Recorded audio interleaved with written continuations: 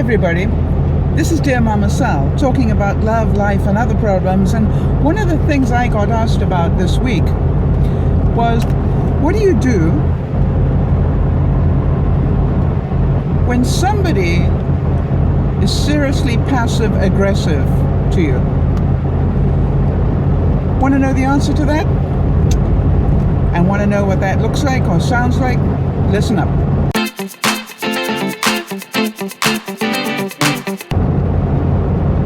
Hi everybody, this is DearMamaSal again, and one of the questions I got asked this week was a really important one. Came from a friend, and she was telling me a story about something that had happened to her recently and is actually happening to her at this moment. And it went down something like this, from what I could gather. And I understand I only have one side of the story, so I am aware of that. And there always the side that you hear, the other side, and then somewhere in the middle is probably where it's all at. But let me tell you what I heard. What I heard was that something had gone down between these two people who live together. And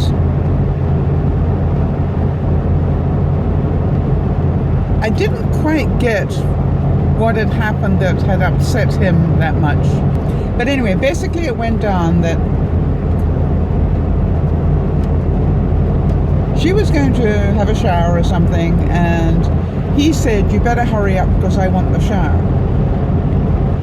And so my friend, what she did was she decided, okay, fine, I'll go use the shower in the guest room, in the guest bathroom. So, and let him have the master shower. That was the story as I heard it.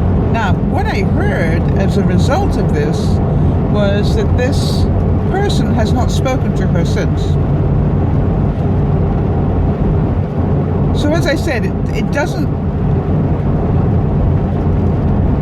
sound rational even, does it? And yet let's say it's true, because I have reason to believe her. Yeah, let's say it's totally true. It went down just like that, and he got his nose out of joint for some reason with this and hasn't spoken to her since. And this is over a week ago. Can you imagine living with somebody who has not spoken to you for over a week? Well, remember, this is just my opinion, but my immediate reaction is, how childish. And from what I could gather, she had made a couple of attempts to discuss this situation and find out what's going on, and no result. Just continues to get the cold shoulder treatment. Well, I'm really sorry. You know, I'm one of those people that when I get angry, I don't like to talk about it immediately because I want to calm down before I talk about it. So I understand that. I understand that it may take a day or two, and maybe normally within 2 days I'm capable of having a polite conversation. I may not be ready to talk about the issue yet because I haven't sorted through my responsibility on it, but I certainly within a couple of days am being civil again, hopefully. But to not be civil for a week, that's childish. That's not the behavior of an adult. That's the behavior of either a control freak or somebody who's very immature in terms of their relationship skills and very controlling.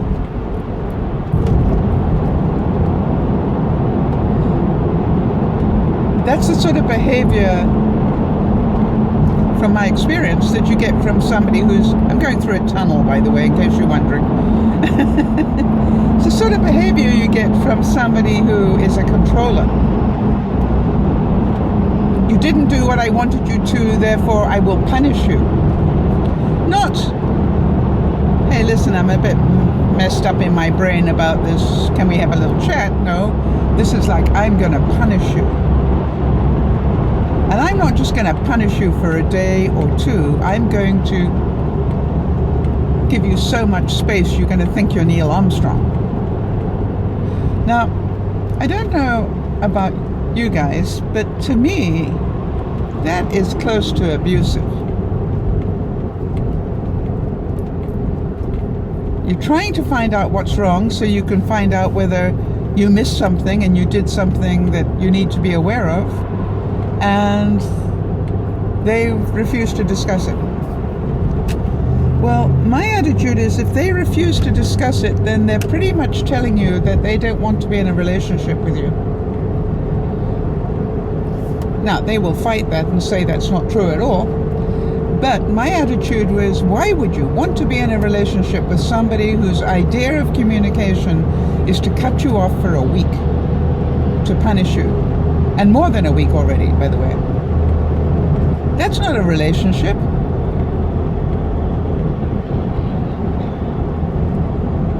It's about control.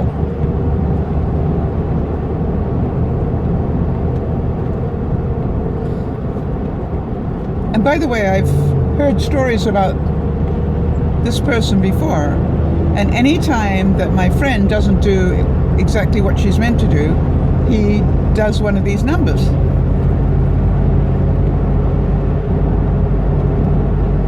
And by the time I get to hear about it, I wait, and I always ask, do you want the 2x4 or would you like the sugar-coated version of what I need to tell you?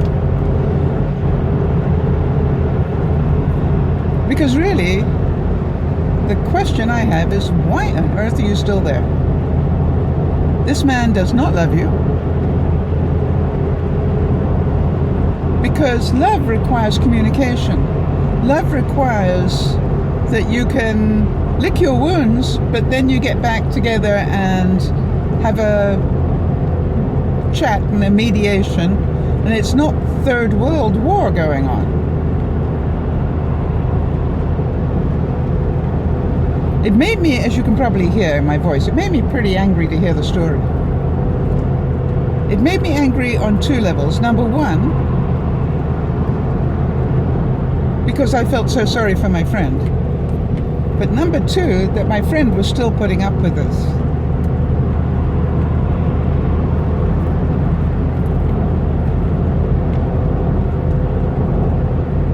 Now, I'm pretty sure that I've got viewers out there who have had their version of this.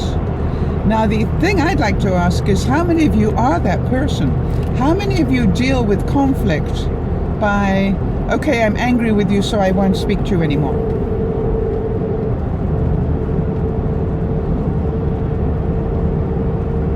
And you intentionally don't communicate.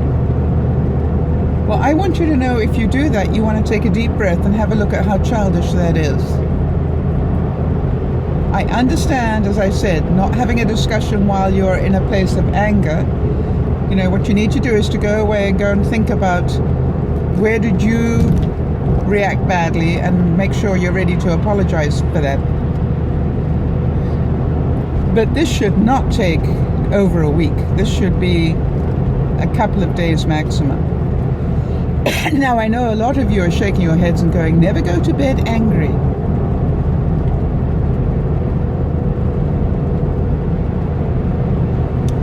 Well, not everybody lives in that sort of a relationship.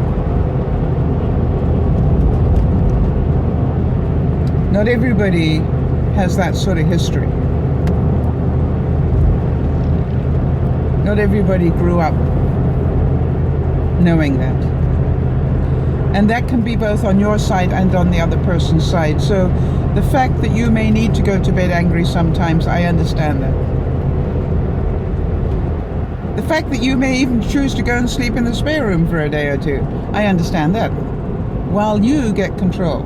But one thing's for sure, if it's gone on for a couple of days and you still are not communicating, then find a way to communicate, be that by a note or an email or whatever, and go,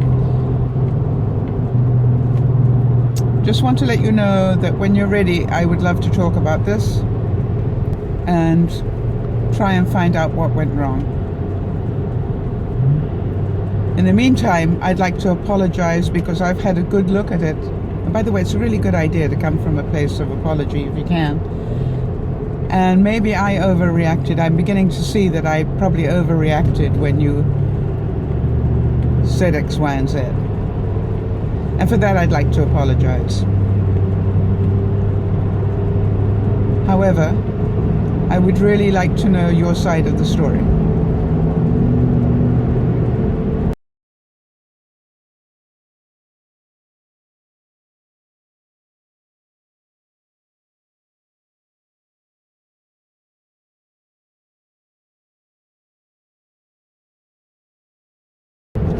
And in the meantime, perhaps we can go back to being civil again, if not friendly again. Because, and if this is true, because I love you and our relationship is more important to me than having to be right or prove a point or whatever. Make sense? Now, I'm pretty sure that a lot of you have got your version of this story. And so, if any of you want to send in some other scenarios that you'd like me to talk through, I'd be more than happy to do that.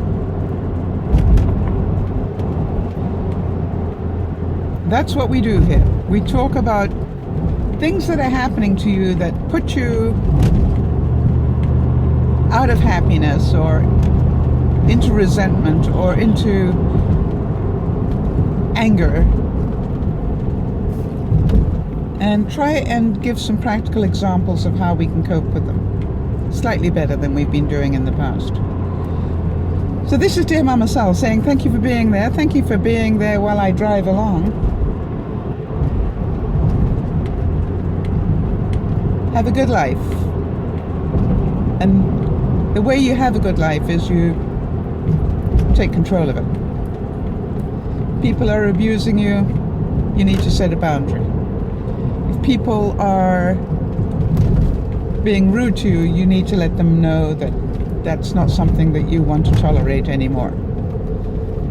But it is their right. If we cannot change other people, they have to want to change, and therefore the only person we can change is ourselves.